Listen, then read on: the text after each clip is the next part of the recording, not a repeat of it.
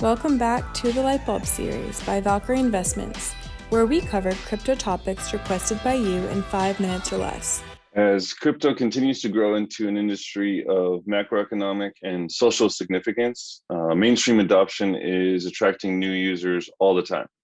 The types of users in the space range from individuals to investment firms, hedge funds, and even nation states. An important issue that any of these entities must decide upon is which wallets and what type of strategies for custody they want to apply to digital assets. Regardless if we're talking Bitcoin, Ethereum, or an NFT, the information relating to ownership of a particular asset is on a digital ledger. How do we interact with the blockchain in a verifiable and secure way? The answer is with a wallet.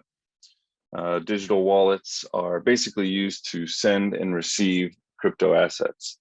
This is analogous to a physical wallet. However, instead of storing physical currency, the wallets, they store the cryptographic information used to access the assets that are stored in the wallet. As the industry has evolved, so has wallet technology. However, there are a couple basic types of wallets with key differences. Two common types of wallets are hot wallets and cold wallets. A hot wallet runs on a device connected to the internet, like a computer or a mobile phone. The main feature of hot wallets is that they're convenient and easily accessible. However, being connected to the internet could potentially create vulnerabilities because these wallets often generate the private keys and store them on those internet connected devices.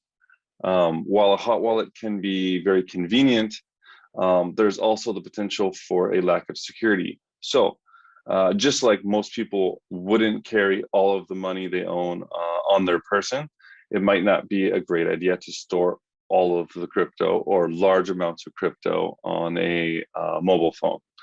On the other hand, there are also cold wallets. The simplest description of a cold wallet is one that is not connected to the internet, and therefore in some cases could stand a lesser risk of being compromised. Many people prefer to look at a hot wallet as being for spending, perhaps on the go with a mobile phone, while a cold wallet could be more appropriately compared to a wallet for savings. The next step is discussing custody of digital assets that are stored in the aforementioned wallets.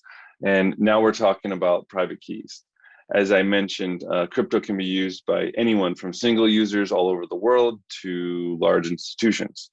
If you control the private keys, more or less it is possible to control the asset those private keys are protecting. So what are the options for custody? When an exchange is used to store crypto, this means the exchange is in control of the private keys and must sign off on a transaction to go through once requested by the user. Just a side note, if using an exchange as a custodian, it's imperative to utilize the security features available, such as two-factor authentication and address whitelisting if possible. Another option would be self-custody. In other words, withdrawing digital assets from an exchange. And this could be in several forms, such as a hardware wallet or a paper wallet or your own cold storage system. This option is a little bit more technical, and it does make private key management all the more important. For instance, using a hardware wallet, the method of having a secure backup plan to protect the keys in case of an emergency is absolutely crucial. There are alternatives to these wallets, some of which are available as a service. Multi-party computation or a multi-signature wallet is where multiple signers are required to sign off on a transaction, or where the private keys are potentially split up amongst multiple parties or devices. And there are also lots of products available and more to come, such as trusts and funds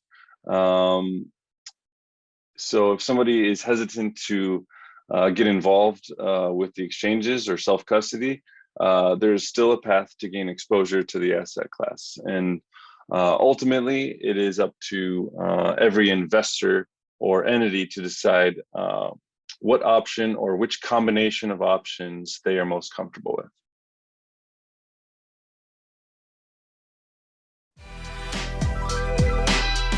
Thanks for joining us today. If you want to learn more about something in the crypto sphere, please reach out to us at lightbulb@valkyrieinvest.com. You can also find us on Twitter, Instagram, LinkedIn, Facebook, and YouTube. Disclosures. The opinions presented herein are solely of the individual and not necessarily representative of Valkyrie Investments, Inc. and their affiliates.